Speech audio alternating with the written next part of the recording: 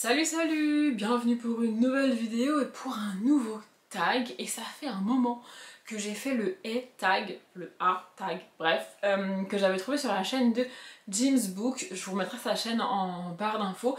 Et en vrai, j'avais dit, quand j'ai fait le tag du A, du coup, qu'il avait préparé, enfin il avait fait tous les tags de toutes les lettres de l'alphabet. Et j'avais dit que du coup ce serait cool de continuer, de reprendre, d'avancer dans l'alphabet. Je ne sais pas de quand date mon tag fait sur cette chaîne. Mais ça fait un moment que j'ai fait le tag A. Et là, du coup, je me suis dit que j'allais faire le B tag. Voilà, en gros, c'est des tags alors faits en anglais. Et ce qui marchait en français aussi pour le A ne marche pas pour toutes les questions ici avec le B. Mais en gros, c'est que des questions liées à un mot qui commence par un A ou par un B en anglais, évidemment. Donc là, il y a des mots, quand tu le traduis, ça marche pas. En français, le mot commence pas par un B, mais c'est pas très grave en soi. Et du coup, voilà, en gros, c'est une question par rapport au A, au B, au C, etc. Là, il y a quelques questions où il n'y a pas besoin de montrer de livre, c'est juste de la réflexion, une question un peu ouverte autour de la littérature. Et je trouve ça cool, je trouve ça chouette. Et il y a une question, honnêtement, qui me met mal à l'aise. J'ai hésité à la squeezer et à pas du tout vous la donner, mais je me suis dit, c'est pas grave, je vais quand même la dire, j'y répondrai juste pas. Parce que je la comprends pas, enfin je vois pas ce que ça vient faire avec la littérature, mais c'est pas grave. Et ouais, du coup il y a pas mal de sujets, de thématiques. Pour vous donner un ordre d'idée, je vais vous montrer que 2 livres dans cette vidéo. Toutes les autres questions, c'est des questions auxquelles il faut répondre, il faut donner un genre littéraire, un auteur, une autrice, ou dire, donner des informations un petit peu sur nous. Donc bref, je sais plus combien il y a de questions, il me semble qu'il y a 9 questions, 8 questions. 8 questions je crois. Bref, on y va. Du coup je vais lire les questions en anglais parce que les mots sont, une fois traduits, ne commencent plus par des B, donc mon accent est pas ouf, mais écoutez, on va faire avec. Donc la première question c'est B for Biedersgården. Je sais même pas comment dire ce truc, je vais pas réessayer de le prononcer, je l'ai écorché c'est sûr, et peut-être même que les gens qui parlent anglais n'ont pas compris ce que j'ai dit. Mais écoutez, bref, en gros c'est un roman d'apprentissage. C'est Bildung roman. Bref, c'est un roman d'apprentissage. Donc c'est, avez-vous un roman d'apprentissage préféré ou une histoire de passage à l'âge adulte, vous voyez. Et franchement, le seul qui me vient, la seule saga qui me vient quand tu me parles de roman d'apprentissage, c'est celle-ci. Donc j'ai pas cherché autre chose parce que honnêtement je comprends pas trop ce que c'est un roman d'apprentissage, mais mon cerveau me fait clignoter ce roman-là dans la tête, donc j'ai que ça et j'ai pas autre chose. Donc c'est L'Héritage, tome 1, Eragon, de Christopher Paolini. On y suit vraiment un jeune garçon qui s'appelle Eragon et qui fait une quête de fantaisie, mais vraiment une quête d'apprentissage. Tu le vois avancer, tu le vois grandir, tu le vois littéralement découvrir le monde dans lequel il vit. Et on est dans un monde de fantaisie avec de la magie, avec des mages, avec des elfes, avec des dragons. C'est visible sur la couverture. Donc il apprend pas les choses de la même manière que vous et moi, vous voyez, parce qu'il n'est pas dans le même monde que vous et moi, mais on est quand même sur un roman d'apprentissage. Il y a aussi toute une notion d'apprentissage d'une langue étrangère. Enfin, franchement, pour moi, en termes de roman d'apprentissage, on peut pas faire mieux que ça. Alors, on peut pas faire mieux que ça. Je dis pas en termes d'univers, en termes de personnages, en termes d'histoire racontée, encore que j'adore cette saga, mais en termes de thématique, on est au max. Enfin, en tout cas pour moi, on est au max. J'ai eu la flemme littéralement de chercher autre chose. Et encore une fois, roman d'apprentissage, je suis pas sûre de ce que ça veut dire. Donc, pour moi, ce sera celui-là. Et puis c'est tout. La deuxième question, c'est B for Beach. Et entre parenthèses, il a rajouté « Faites attention à comment vous le prononcez ». Je sais pas si je le prononce correctement, je sais pas. Mais écoutez, bref. Donc, c'est B pour plage. Ça marche pas, mais vous avez compris. Et donc, c'est « Que recommanderiez-vous pour une lecture de plage ?» Et j'ai enfin réalisé pourquoi je n'arrivais pas à recommander et à considérer la romance, qui est un genre de plage par excellence pour les gens. Moi j'arrive pas à considérer la romance comme un genre de plage. J'ai trouvé pourquoi, parce qu'en fait, moi quand je lis de la romance, alors je lis principalement de la romance érotique, on va pas se mentir, avec des scènes explicites, etc.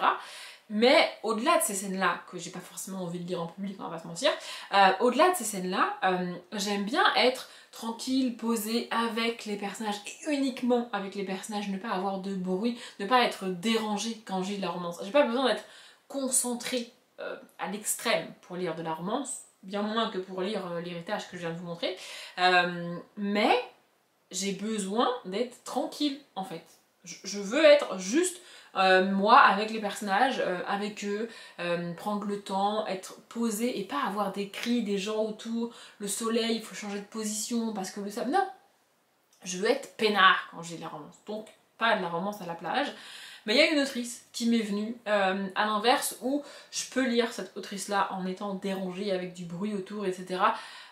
Parce que ça se lit bien, parce que c'est fluide, parce que c'est chouette. Et en même temps, honnêtement, toujours, parce que j'aurais pas honte qu'on me voie lire cette autrice-là. Alors que la romance, franchement, ça dépend des couvertures, ça dépend des... Vous voyez, je suis pas toujours hyper à l'aise de sortir avec un livre de romance, mais bref. Donc l'autrice que je recommanderais pour lire à la plage, vous pouvez prendre à peu près n'importe lequel, c'est Agatha Christie. J'aime beaucoup Agatha Christie, j'ai commencé à la lire il y a des années de ça, je lis les Agatha Christie dans l'ordre dans lequel ils ont été publiés pour la première fois, donc à peu près dans l'ordre dans lequel elle les a écrits, je pense. Mais je les aime pas tous, ils sont pas tous au même niveau selon moi. Il y en a quelques-uns les plus connus où vraiment l'enquête est dingue et la construction et la narration est vraiment intéressante.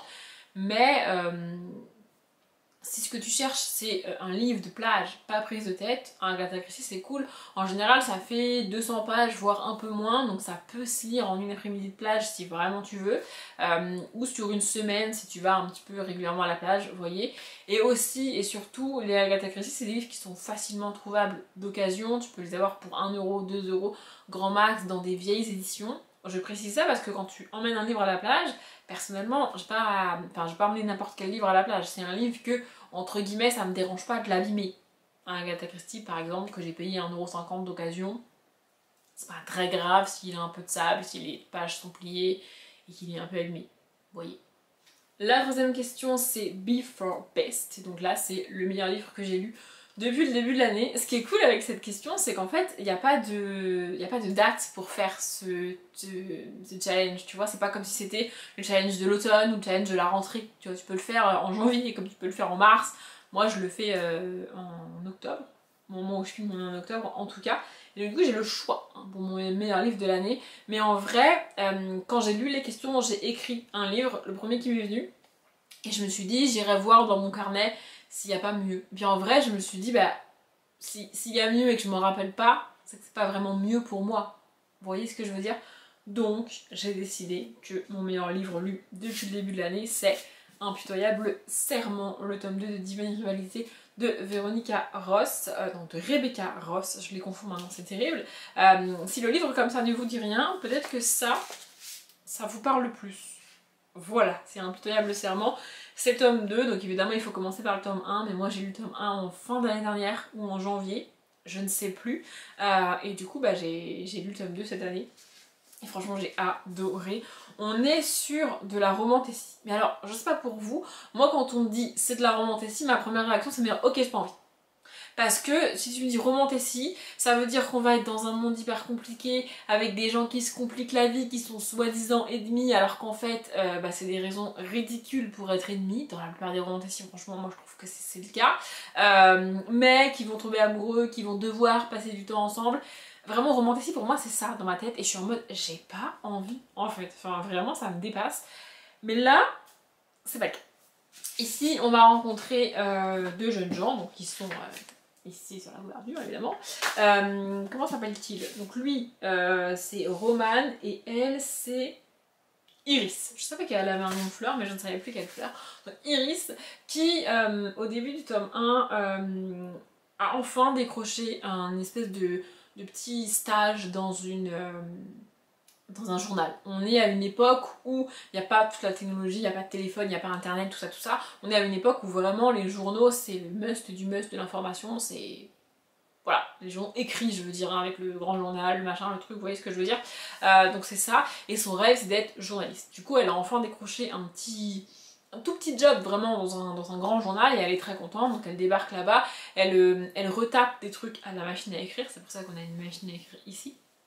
En gros, c'est ça qu'elle fait, elle n'écrit pas réellement d'articles, mais au moins elle a mis un premier pas dans ce monde journalistique et elle est très contente. Elle va être sur place en concurrence avec Roman, qui a à peu près le même rôle qu'elle au sein du journal, mais qui a beaucoup plus d'avantages. Il est issu d'une grande famille riche, il a fait des grandes études, ce qui n'est pas le cas d'Iris, donc voilà, c'est ça qu'on suit.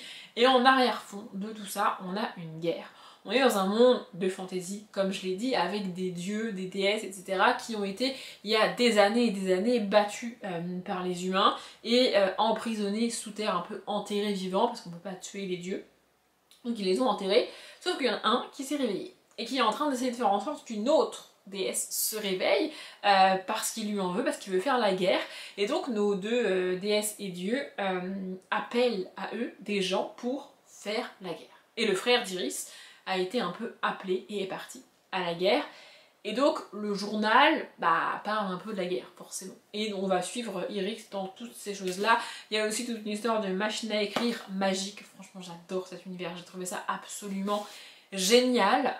Et on a un peu ce côté Enemies to Lovers, c'est vrai, mais c'est très très loin d'être le cœur de l'histoire. Et je sais pas, c'est bien traité, c'est bien fait. Enfin, j'ai adoré cette saga. C'est une duologie, donc moi je l'ai fini. Mais j'ai trouvé ça trop cool et je vous encourage à la découvrir. La quatrième question, c'est B for bookshop ou bookstore. J'avoue que j'arrive pas bien à voir la différence puisque tous les traducteurs que j'ai tentés traduisent les deux mots par librairie. Donc je vois pas trop j'ai pas compris la différence en anglais, mais écoutez. Bref, en gros, c'est est-ce que j'ai une librairie préférée? Alors, j'ai pris librairie au sens large parce que je ne vais pas dans les librairies, je n'aime pas les librairies. En fait, alors je sais, les librairies indépendantes, il faut soutenir le monde du livre, machin, ok. Mais moi, j'ai un problème parce que quand je vais dans une librairie, je veux soit un livre précis que je vais chercher moi-même, soit je veux prendre le temps de regarder dans les rayons des nouveautés, des machins, des trucs, mais ce que je ne veux pas, c'est que le ou la libraire vienne me voir et m'agresse. Moi, je me sens agressée quand les gens viennent me voir. C'est leur métier, d'accord, mais moi, je ne veux pas. Madame, vous cherchez quelque chose, vous voulez de l'aide? Non! Le fait qu'ils me disent ça, littéralement, je pars en courant. Parce que je veux pas. Dans n'importe quel magasin, et particulièrement dans les librairies, je veux qu'on me foute la paix. C'est mal poli, peut-être. C'est son métier, d'accord. Mais moi, je veux pas. Je veux qu'on me laisse tranquille. Vraiment. Donc, je ne vais pas dans les librairies de livres neufs. Je n'aime pas ça. Vraiment, je n'aime pas ça. J'allais jusqu'à il y a peu de temps dans des bouquineries d'occasion, mais j'y vais plus parce que, en fait, je prends plus ma voiture pour aller travailler. Et donc, bref, je ne prends plus le temps d'y aller. Peut-être que j'y retournerai dans peu de temps, mais bref, aujourd'hui, la librairie sur laquelle j'achète le plus, c'est Gilbert Joseph. Vraiment, depuis toujours, depuis que je suis étudiante, depuis que j'ai repris la lecture à la fin de ma terminale, j'achète 90 à 95% de mes livres d'occasion. Le peu de fois où je vais acheter des livres neufs, c'est parce que je veux des livres bien spécifiques pour faire une palle, pour le pumpkin ou autre par exemple, et que je les trouve pas d'occasion mais que je les veux quand même, donc j'achète neufs. Ou alors quand j'ai une carte cadeau ou quand on me demande une idée de cadeau, là je vais avoir des livres neufs, mais c'est pas vraiment moi qui les ai achetés. Vous voyez ce que je veux dire? Mais sinon, j'achète vraiment rarement des livres neufs, et Gilbert, vraiment pour moi, c'est... J'adore Gilbert Joseph. Vraiment, j'adore. Donc, voilà. La cinquième question, c'est B for Banned Books, donc des livres bannis. Y a-t-il un livre qui, selon moi, devrait être interdit? Et je vais faire un peu une réponse bateau, une réponse banale, mais je pense que c'est vrai. Pour moi, il n'y a aucun livre qui devrait être interdit. Il y a juste des gens qui ne devraient pas lire certains livres. Par exemple, je parle pas des dark romances, ce genre de choses pour lesquelles il faut prévenir les gens, informer les gens et pas lire jeunes, je parle pas de ça. Je parle des livres qui vont essayer de dénoncer quelque chose en le sublimant. Je prends un exemple. Par exemple, il y a des fois dans des livres où on va aborder des thématiques très dures, très violentes, comme le viol, par exemple, et où l'auteur de ce viol va s'en sortir. Ça arrive dans les livres. Et si tu lis des gens qui sont, comment dire, pas forcément pour la cause, vous voyez, lire ça, ça va les conforter dans leur idée. Et ça, c'est une mauvaise idée. Parce que le but du livre, c'est justement de dénoncer le fait que, malgré le fait qu'il a fait quelque chose d'illégal, ce monsieur, il est libre, en fait. Et ça, c'est pas cool. Le but du livre, c'est de dénoncer ça. Et si tu mets ça entre les mauvaises mains, les gens, ils vont être en mode, vous voyez, c'est normal. Alors que pas du tout. Vous voyez ce que je veux dire? Je sais pas si vous voyez ce que je veux dire.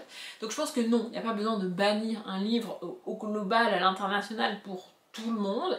Il faut juste faire attention avec certaines thématiques et certains livres et les utiliser de la bonne manière et pas les dénaturer complètement.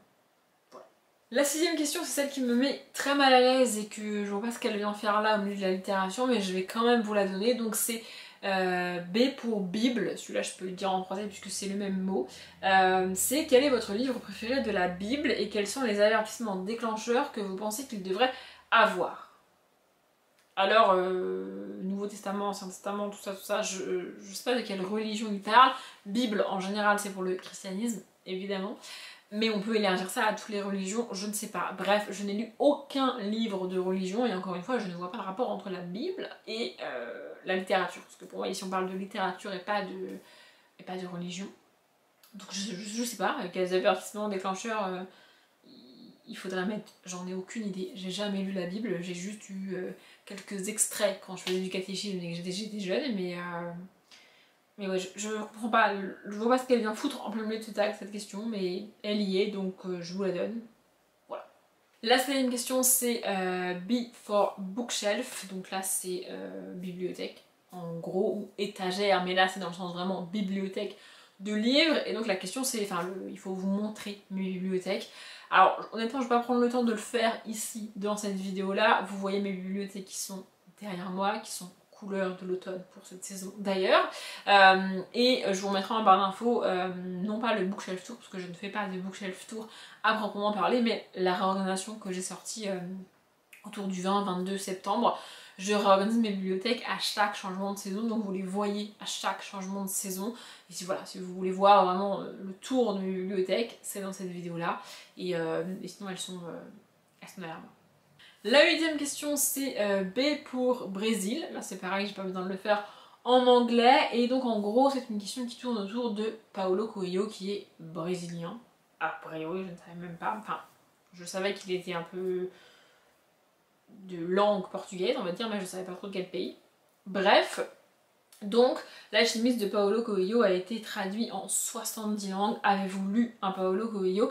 Et si oui, qu'en avez-vous pensé? Pas du bien. Vraiment pas du bien. On est sur le genre d'écriture que je n'aime pas. C'est pas que j'aime pas les écritures poétiques, je suis capable de lire des écritures très poétiques, comme par exemple Estelle Faye, ou j'ai perdu son nom. Timothée de Fombelle, par exemple, vous voyez. Mais dans ces cas-là, je trouve que la plume et le côté poétique de la plume est utile et sert à l'histoire. C'est pas juste bien écrit pour être bien écrit. On nous raconte quand même une histoire et c'est fait de manière extrêmement poétique et ça vient rajouter, notamment chez Timothée de Fombelle, à la beauté de ses textes et à la beauté de ses histoires. Alors que Paulo Coelho, peut-être que ça vient de la traduction, parce que Estelle Faye et Timothée de Fombelle, il me semble, sont français, donc peut-être que ça vient de la traduction, j'en sais rien, mais en tout cas, toutes ces longues phrases alambiquées, avec ces descriptions absolument interminables qui ne font rien avancer, moi ce que je veux lire c'est une histoire, en fait, je veux suivre un personnage dans son avancée, dans son histoire, dans ses questionnements, dans ses réponses, dans ses thématiques, je veux lire une histoire, tu vois.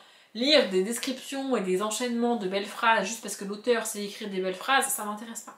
C'est pas ce que je veux lire. Du contemplatif, ça ne m'intéresse pas. Moi, je veux du concret, je veux une histoire, je veux quelque chose qui avance. Et donc, L'Alchimiste de Paulo Coelho, bah c'est pas une histoire. Vraiment pas. Selon moi, c'est pas une histoire. C'est pas nul, c'est pas mal écrit, loin de là. Mais c'est pas une histoire. Et moi, je m'ennuie. Moi, ce que je veux, c'est une histoire. Donc, j'aime pas l'écriture de Paulo Coelho, j'aime pas les livres de Paulo Coelho parce que il n'y a pas d'histoire. Voilà. Et malheureusement, on va finir sur cette note pas très positive de j'aime pas Paulo Coelho, mais écoutez, c'est pas très grave puisque c'était la dernière question.